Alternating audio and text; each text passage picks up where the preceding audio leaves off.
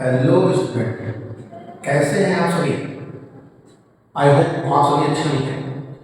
चलिए देखिए, class 10th physics chapter number 11 calorimetry के बारे में कुछ पढ़ते हैं। उसमें कुछ इंपॉर्टेंट टर्म्स, कुछ इंपॉर्टेंट डिफिनेशंस आज हम यहाँ पे स्टडी करेंगे। उन इंपॉर्टेंट डिफिनेशंस में सबसे पहली जो इंपॉर्टेंट डिफिनेशन है जहाँ से कैलोरीमेट्री के बारे में समझा जा सकता है, वो पहली डिफिनेशन जो है वो है थर्मल एनर्जी। क्या है बेटा? Thermal energy. तो वो मैंने डिफिनेशन कुछ लिख रखा है आपके अंडरस्टैंडिंग के लिए कि आप उसको थोड़ा सा पढ़ के सामने या वीडियो में देख करके आप अच्छे से उसके डिफिनेशन को समझ सकें। ठीक है, तो देखिए थर्मल एनर्जी क्या होगा। बोला total internal energy of all molecules of a substance is called thermal energy. नहीं समझ आया? देखिए बोला गया कि जैसे कोई कंपाउंड है, ठीक है, तो कंपाउंड बहुत सारे छोटे छोटे मॉलिक्यूल से मिलकर बना होता है। अच्छा, एक छोटे से मॉलिक्यूल की कुछ ना कुछ एनर्जी होती है।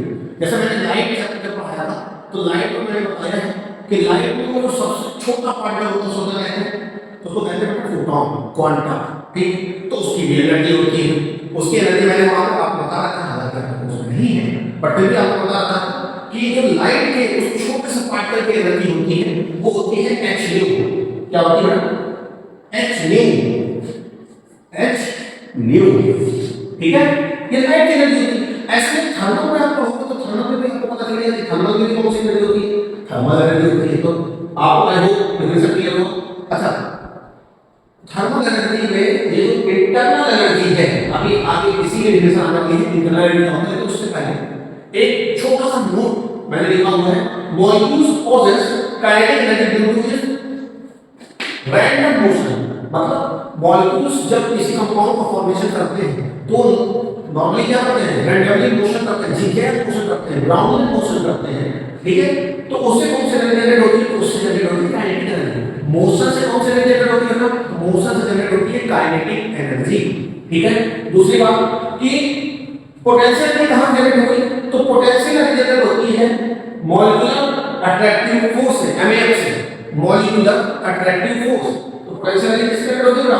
Molecular attractive force. जब मॉलिक्यूल्स आपस में एक दूसरे को खींचते हैं, जिस फोर्स से, अट्रैक्शन फोर्स से, उसी को बोलते हैं मॉलिक्यूलर अट्रैक्टिव फोर्स। उसकी वजह से कौन सी एनर्जी जनरेट होती है? उस मॉलिक्यूल्स में या उस एटम में पोटेंशियल एनर्जी जनरेट होती है। और बेटा अगली जो डिफिनेशन है वो है इंटरनल एनर्जी। तो इंटरनल एनर्जी का मतलब है total sum of kinetic energy and potential energy is called internal energy। क्या बोलते हैं? the total sum of kinetic energy and potential energy is called internal energy।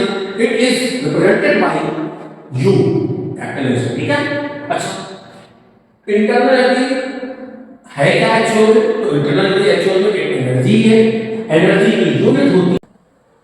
आइए बच्चों आप देखते हैं हीट के बारे में। What is heat? तो क्या बोला है?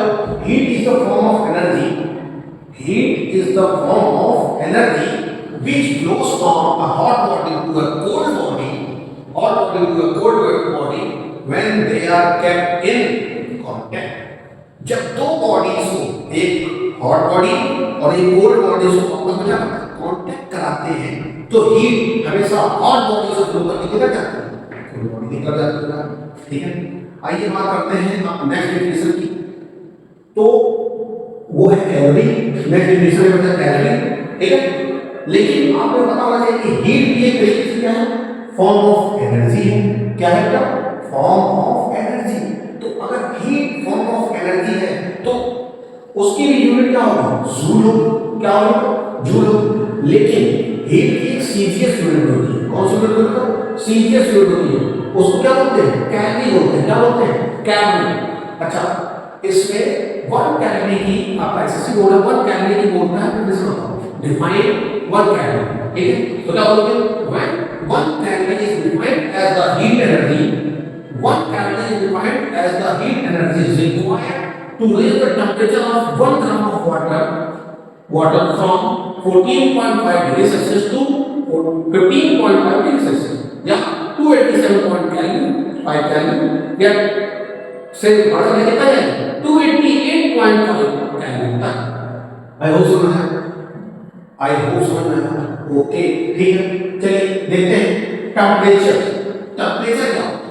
तो लोगों को कुछ लोगों को ये थोड़ा सा एक तरीके से डाउट होता है कि हीट और टेम्परेचर एक ही चीज होती है।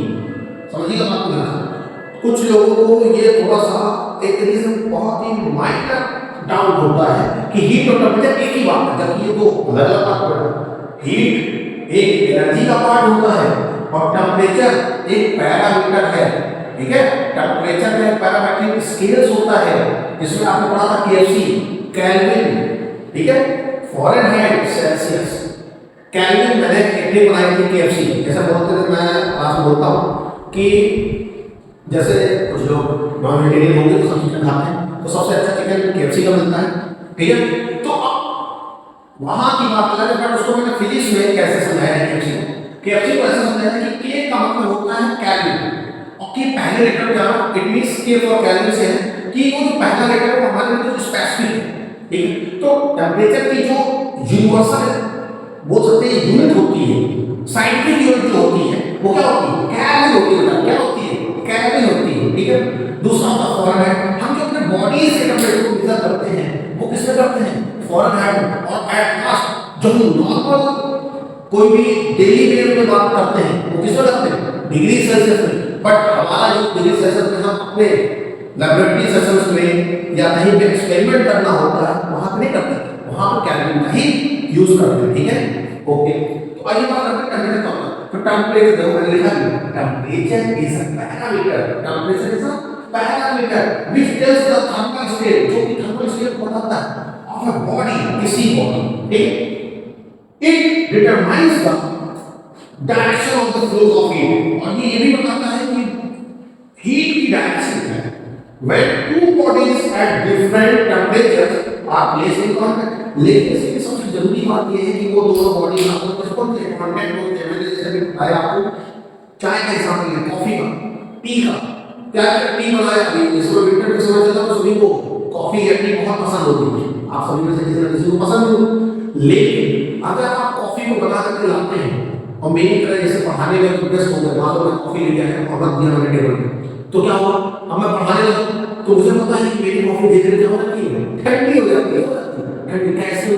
तो ठंडी होने का सिंपल तरीका है कि जब हम कॉफी बना करके लाते हैं तो कैसे फॉर्म होती है मैडम? वो हॉटनेस के फॉर्म होती है, हॉट बॉडी होती है। ठीक, और हमारा सराउंडिंग क्या होता है? कोल्ड बॉडी होता है। तो हीट हमेशा हॉट बॉडी से निकलने कहाँ पे जाती है? कोल्ड बॉडी में जाती है, और तब तक जाती है जब तक के दोनों के टेम्परेचर क्या नहीं हो जाते, इक्वल नहीं हो जाते। इसीलिए जो थोड़ा सा कमरा है वो हमें महसूस नहीं होता क्योंकि कमरा सराउंडिंग में बहुत बड़ा है, और कंपेरेटिव में जो कप ऑफ टी है वो बहुत ही छोटा है।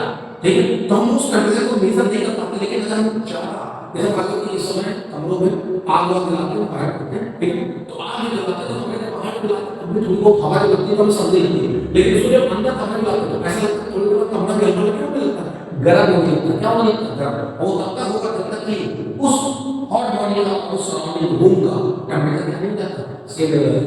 आई होप आप सभी को इन 5 डिफिनेशंस में कोई डाउट नहीं है, बट फिर भी अगर आपको कोई डाउट हो तो आप मुझसे मैसेज करके, कमेंट करके पूछ सकते हैं। Okay, thank you.